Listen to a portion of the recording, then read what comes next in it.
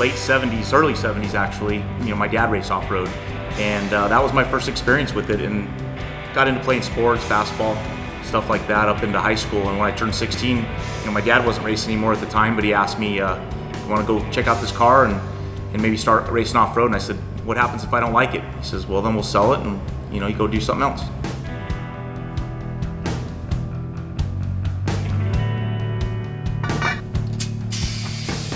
Yeah, I fell in love with it right away.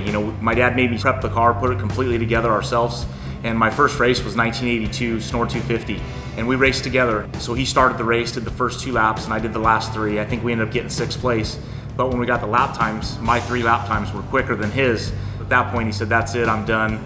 Quickly I fell in love with it, and it became a goal of mine to go out there and try to beat all the other competitors. And in that first year, we ended up winning all 6 Snore races in the championship.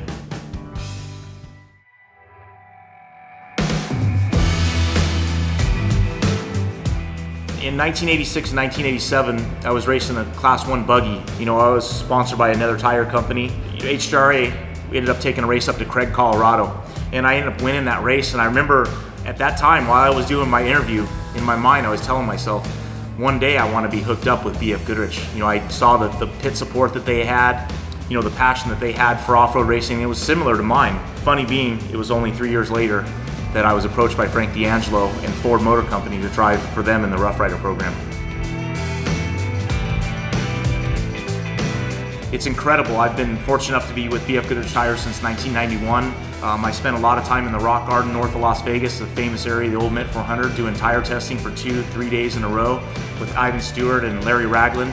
They'd say, hit rocks. You try to get a flat tire. We need to see what's happening. And BFGoodrich has really put a lot of effort and time into getting us the best tire there is in off-road racing. It's incredible to me to this day, how we're capable of going across the desert over 100 miles an hour with 39-inch tall tires, going through rocks that are the size of softballs, bowling balls, and it's incredible what these tires will do to this day. In racing, especially when you've raced for over 30 years, there's been a lot of heartbreaks. I've broken down within a mile of the starting line.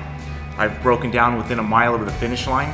I've had the championship sewed up when there wasn't even enough cars in the race for anyone to beat me, and lost it. And on the other hand, I've won a lot of great things. Won special championships.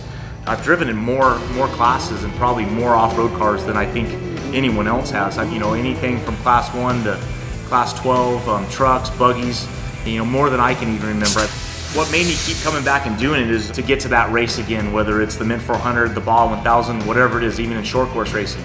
It takes 365 days to get back to that same venue to try to conquer it and try to win that race. Every time you're out on the track, or at least I am, I'm thinking about, as it's happening, what can I do to be faster? How can I make the car, the buggy, or the truck faster? That's the part that keeps driving me. I've been racing for over 30 years, got a lot of wins, a lot of championships, but in my mind, I feel like I've only just begun, honestly, and I want to win a lot more races and a lot more championships.